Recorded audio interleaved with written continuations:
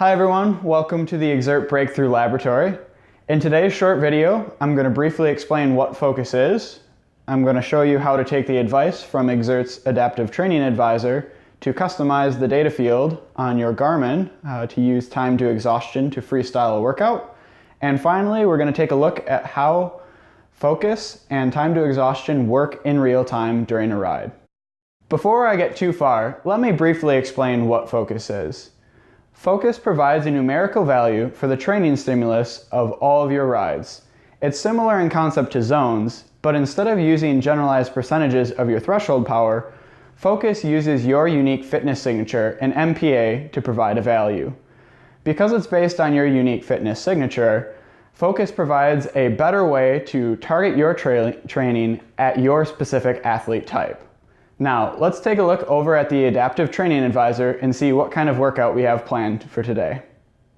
I'm logged in onto my Xert page now, and you can see here on the Training Advisor tab that I have a training deficit today of 176 XSS. I'm in the peak phase, and now Xert is recommending a breakaway specialist workout that is approximately 80 XSS. Now, behind breakaway specialist, you'll see focus and interval targets. Now, today's workout is suggested to be completed at a focus of 5 minutes, and the interval should be completed at an intensity of 365 watts. Now, for my threshold power of 296 watts, 365 tends to be about 123% of threshold power. This puts it right on the borderline between Zone 5 VO2 max and Zone 6 anaerobic capacity. But do note that because of your fitness signature, your 5-minute power might be at a different percentage of threshold power. This allows Xert to give a little more precision when prescribing high-intensity exercises. Now that we've got this information, let's go take a look at the Garmin and get that set up for our workout. Alright, now let's set up your Edge 1030 with the time to exhaustion data field based on the advice that we saw from Xert's Adaptive Training Advisor. The first thing we're going to do is switch from the road profile to the indoor profile, which doesn't have any of our Xert apps installed, and that will allow us to make changes to those data fields. Once that's done, I'm going to select my Edge 1030 from the list of devices. I'm going to go to Activities and App Management, Data Fields, and this is where I'll see the list of Xert apps and data fields. The data field of interest to us today is time to exhaustion. So I'm going to select that one and go to Settings. After you've signed in with your username and password for Xert, you'll notice that you have a few options. The first option is going to be time to exhaustion watts. This is asking us, at what intensity do you want to ride until failure? We saw from the Adaptive Training Advisor that my suggested intensity today was 365 watts. So we're going to plug that in to the time to exhaustion watts. You'll notice that that will be equal to my 5-minute power. The next option is going to be time to recovery watts, which is essentially how much do you want to, or what intensity do you want to recover between sets. I'm going to change this to 100 watts, as that will be the intensity that I recover between sets. Once those settings are saved, I can click Done, and you'll notice that the Garmin Connect app shows that the settings were saved successfully. At this point, we can go back to our Edge 1030 and switch back to the outdoor profile called Road, and we're going to open up that profile. What you'll notice here is we have the MPA and power data field on top. Underneath that is the focus and difficulty data field. And finally, underneath that is our time to recovery, time to exhaustion app. You'll notice at 365 watts, it is showing me a time to exhaustion at 5 minutes and 1 second, which is equal to my 5-minute power, and that the time to recovery is 0 minutes and 0 seconds, since I am fully recovered right now. What you should also know is that as your fitness signature improves, as your threshold power and HIE improve, the time to exhaustion at 365 watts for me will begin to increase. Now let's hop on the bike and see how these data fields work during a real-life ride. Alright, so we've hopped on our bike here on the rural roads in Italy, and what you'll notice is that as I begin pedaling, the power data field starts to populate with the power that I'm riding at. You'll also notice that the color of the data field is blue, indicating that I'm riding below LTP at this point. If we look at the next column of data, we'll see focus and difficulty. Focus hasn't returned a value yet and is green. Because I haven't accumulated any high or peak strain yet, the focus for this activity will continue to remain greater than an hour, and the focus data field will not show a value. The color green is indicating that is a pure specificity. All of the strain that I've accumulated is low intensity strain, and it's dedicated to improving my threshold power. If we look to the right of that, now we have difficulty, which is shown as 1 right now, and it's in a blue color. The blue color is indicating that the difficulty score is currently increasing. Now, let's take a look at what happens as I begin increasing the intensity. As I've continued my warm-up, I'm going to prepare for my first hard effort of the day. What you're going to notice is that after I cross threshold power, and the power is indicated in yellow there, we see the focus data field change color and register a value. You'll notice that even after this short, hard effort, the focus is going to drop rather quickly. This is because the focus duration is dependent upon the amount of strain that you've accumulated. Since we've only completed a light warm-up, we haven't accumulated a large amount of strain. This allows us to drop the focus duration from 1 hour all the way down to 17 minutes with relative ease. Here you'll notice that as I stop pedaling, the focus data field will remain unchanged. Focus only changes as work is performed. Now, as I begin pedaling again here, you'll notice the focus duration is going to continue to drift back upwards closer to 1 hour. This is because I'm riding at a low intensity and accumulating more strain on my low intensity system. You'll also notice that our time to exhaustion and time to recovery apps have changed since the MPA has changed at the beginning of the ride. Before I get into the workout, I'm going to complete one last hard sprint. Keep an eye on focus as it drops from over 20 minutes to a little over 8.5 minutes. This is because of the strain that I've just placed on the high and peak systems.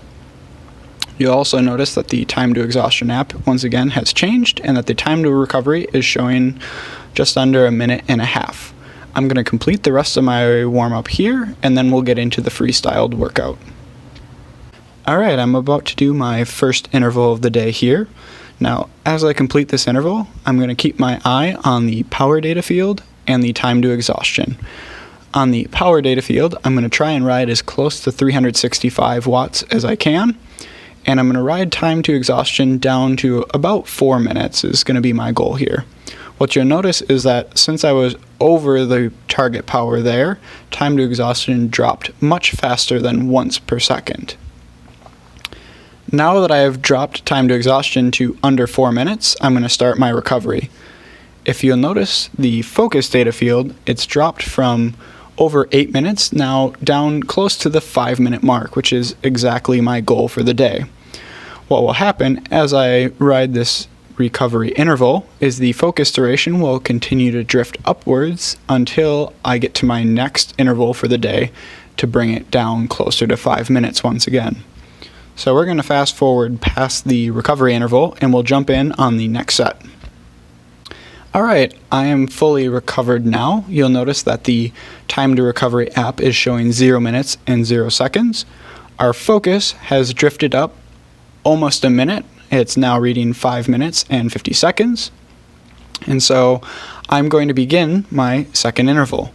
Once again, I'm going to keep an eye on my power and keep it as close to 365 watts as I can. And I'm going to keep an eye on the time to exhaustion app. The goal for this second set was to once again bring the time to exhaustion down to around 4 minutes. But during this set, I'm also going to keep my eye on that focus data field. as I once again ride at my 5-minute power, we see focus drift from 5 minutes and 50 seconds down closer towards 5.5 minutes. What you might notice as you get farther into a ride is that the focus data field is going to be less sensitive to changes as the beginning of the ride.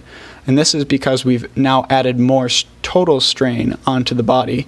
And so you're going to have to work even harder to get that focus where you want it to be. Now, I'd mentioned that I originally started this interval with the goal to bring the time to exhaustion down to 4 minutes. But taking a look at my focus data field, I see I'm still 26 seconds over where I want to be for the day. And so for that reason, I'm going to keep pushing this interval for another 30 seconds or so. And we're going to bring the time to exhaustion data app down to about 3.5 minutes. I want to point out at this time that the focus data field is shown in a blue color. This is indicating that the specificity of the ride is mixed.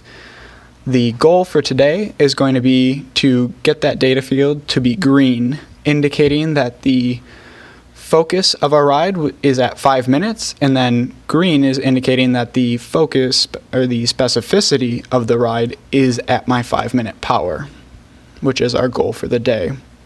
All right, I've finished up my second set here, so I'm going to begin the recovery again, and we'll jump forward to the next set for the day. Alright, the last thing that I want to show you in today's video is how to do an XSSR style interval.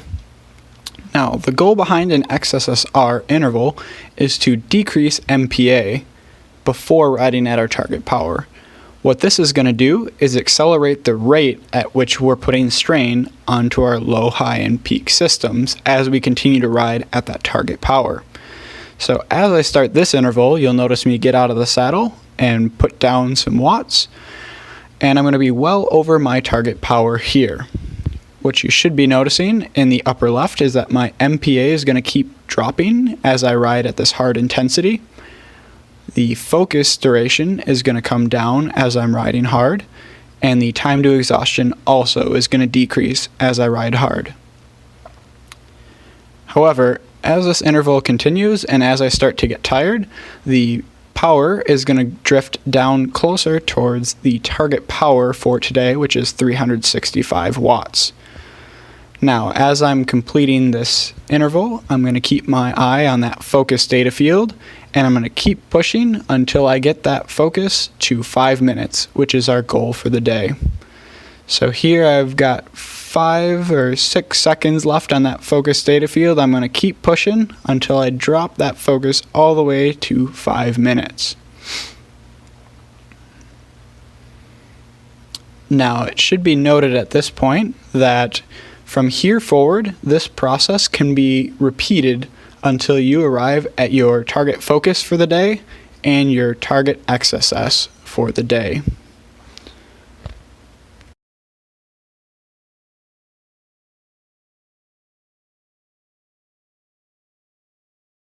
Well, that's all for today's video.